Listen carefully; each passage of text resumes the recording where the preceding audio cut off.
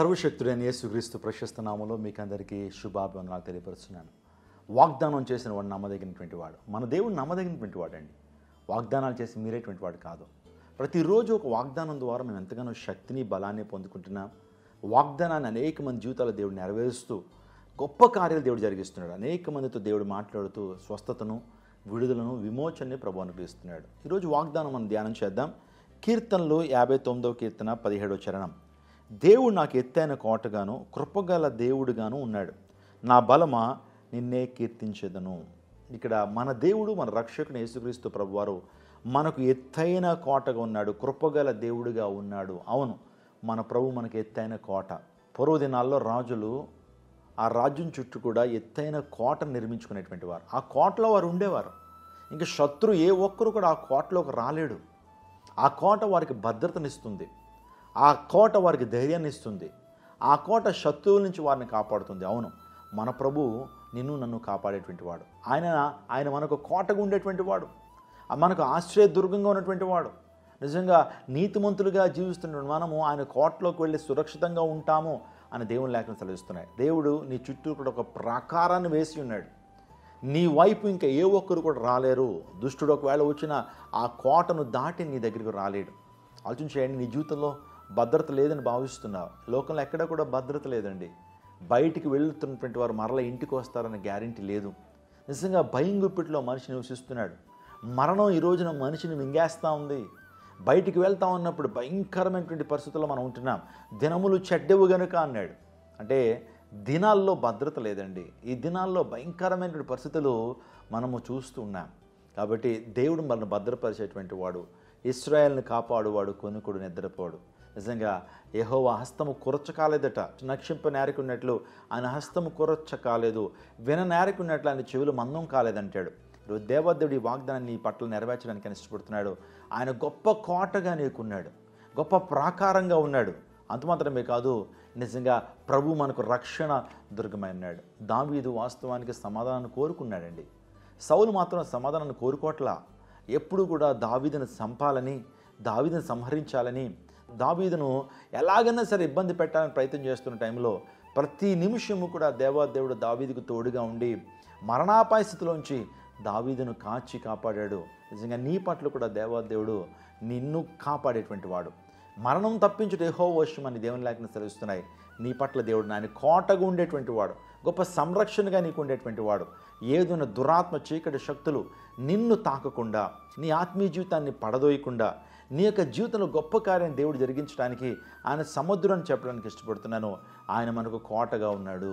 నిజంగా ఎస్తేరు గ్రంథాన్ని ఆలోచన చేస్తూ ఉన్నప్పుడు హామాన్ అనేటువంటి ఆ దుష్టుడు దేవుని ప్రజల్ని సంహరించాలని, దేవుని ప్రజలను మట్టు పెట్టాలని, దేవుని ప్రజలను ఆ దేశం నుంచి తరిమేయాలని ఎంతగానో ప్రయత్నాలు చేశాడు. కానీ ఇశ్రాయేల్ చుట్టూ దేవదేవుడు ఒక కోటగా ఉండి ఏ ఉరికమ్మన్నైతే ఆ హామాను మొర్దెకై కోసం తవ్వాడో అదే ఉరికమ్మంలో వాడే ఉరివేయబడతాడు. నిజంగా దేవాదేవుడు ఒక రక్షణ దుర్గంగా ఇశ్రాయేలుకు ఉన్నాడు. ఎర్ర సముద్రం 2 పాయలుగా చేశాడు. ఇటుప్రక్క అటుప్రక్క దేవాదేవుడు ఎర్ర సముద్రం 2 పాయలుగా చేస్తే 6 నెలల ఇశ్రాయేలు నడుచుకుంటా వెళ్ళిపోయారు. నిజంగా ఎంత అద్భుతకరుడు అండి, ఎంత ఆశ్చర్యకరుడు. నీ జీవితంలో కూడా దేవాదేవుడు అద్భుతాన్ని చేయగలడు. ఆయన నీకు రక్షణ కోటగా ఉన్నాడు. నిజంగా సాతాను నిన్ను ఎలాగన్నా శోధించాలని, ఎలాగన్నా సరే నిన్ను మరణానికి తీసుకువెళ్ళాలని, నిత్య నరకాగిని గుండానికి తీసుకెళ్లాలని ఎంతో ప్రయత్నాలు చేస్తున్నప్పుడు దేవాదేవుడు నీకు కోటగా ఉండి నిన్ను సంరక్షించేటువంటి దేవుడు, నిన్ను కాపాడేటువంటి వాడు, నిన్ను రక్షించేటువంటి దేవుడు. నిజంగా నీ యొక్క కుడికి కానీ ఎడమకు కానీ తొట్టెళ్ళిపోకుండా దేవుడు నిన్ను కాపాడేటువంటి వాడు. నిజంగా ఈ వాగ్దానం మీ జీవితంలో నెరవేర్చుకుంటారు. దేవాదేవుడు ఈ వాగ్దానం మీ కొరకే చేస్తున్నాడు. ఆయన నీకు కాపుదల, భద్రత, గొప్ప దీవెన ప్రభు ఇచ్చేటువంటి వాడు. కనుక ఈ వాగ్దానాన్ని ఎత్తిపట్టి ప్రార్థన చేయండి.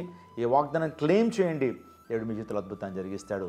తలలు వంచండి, ప్రార్థన చేసుకుందాం. సకలాశీర్వాదమునకు కారణభూతుడైన మా ప్రభువా, ఈ ప్రత్యేకమైన సమయంలో నీ వాగ్దానం ద్వారా మీరు మాతో మాట్లాడినందుకు నీకు స్తోత్రాలు తండ్రి. ప్రతి దినం ఒక వాగ్దానం ద్వారా మమ్మల్ని ధైర్యపరుస్తున్నందుకు నీకు స్తోత్రాలు. మీరు మాకు ఒక కోటగా ఉంటారని నీ యొక్క వాగ్దానం ద్వారా మేము తెలుసుకున్నాం తండ్రి. నిజమే తండ్రి.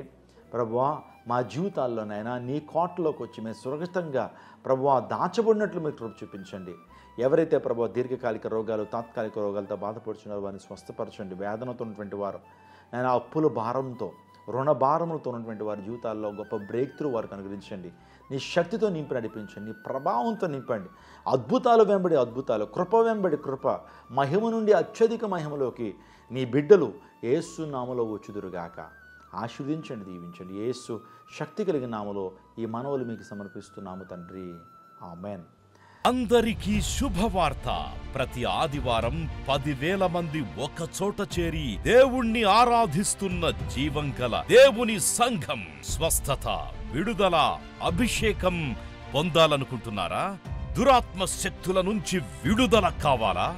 ఆర్థిక ఇబ్బందుల నుంచి విడుదల కావాలా? సంతానలేమితో బాధపడుతున్నారా? కుటుంబ సంక్షేమం కొరకు ప్రత్యేక ప్రార్థనలు కోరుకుంటున్నారా? శాంతి లేక ఆత్మహత్య చేసుకోవాలనుకుంటున్నారా? నిజమైన ఖచ్చితమైన వాక్యం చేత బలపడాలని ఆశిస్తున్నట్టయితే రండి.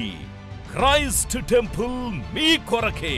ప్రతి ఆదివారం 4 ఆరాధనలు జరుగుతున్నాయి. మొదటి ఆరాధన ఉదయం 6 గంటలకు, రెండవ ఆరాధన ఉదయం 8 గంటలకు, మూడవ ఆరాధన ఉదయం 10 గంటలకు, నాల్గవ ఆరాధన సాయంత్రం 6:30 జరుగును. స్థలం Christ temple, Mary Stella indoor stadium, Pantakaluva road, NTR circle, Vijayawada. ముఖ్య ప్రసంగికులు ప్రపంచవ్యాప్తంగా వాక్యమునందించి కోట్లాది మందికి దీవెనకరముగా ఉన్న మన దైవజనులు రెవరెండ్ డాక్టర్ పాల్ ఇమాన్యుయల్ గారు మరియు నిస్సీ పాల్ గారు శక్తివంతమైన సందేశాలను అందించి ప్రతి ఒక్కరి కొరకు ప్రత్యేక ప్రార్థనలు చేయుదురు. హృదయాలను హత్తుకునే అద్భుతమైన స్తుతి ఆరాధన సాక్ష్యాలు, ప్రతి విశ్వాసిపై ప్రత్యేక శ్రద్ధ, గృహ దర్శనాలు, ఇంకా మరెన్నో.